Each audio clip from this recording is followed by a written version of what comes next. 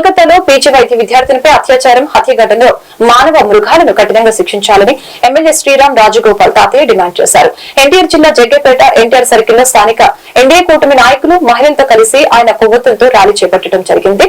ప్రతి ఒక్కరు కూడా స్పందించి అసలైన నిందితుల్ని కఠినంగా శిక్షించే వరకు నిరసనలు తెలుపుతామని పిలుపునిచ్చారు. కార్యక్రమంలో ఎన్డీఏ కూటమి నాయకులు, కార్యకర్తలు, మహిళలు తదితరులు పాల్గొన్నారు.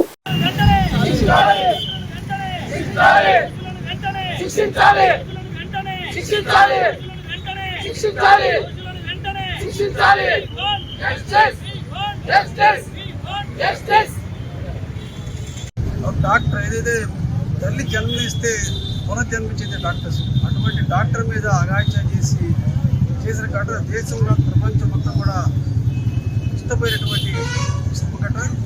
ఇటు ప్రభుత్వాన్ని ఒకటే డిమాండ్ చేస్తా ఉన్నాం.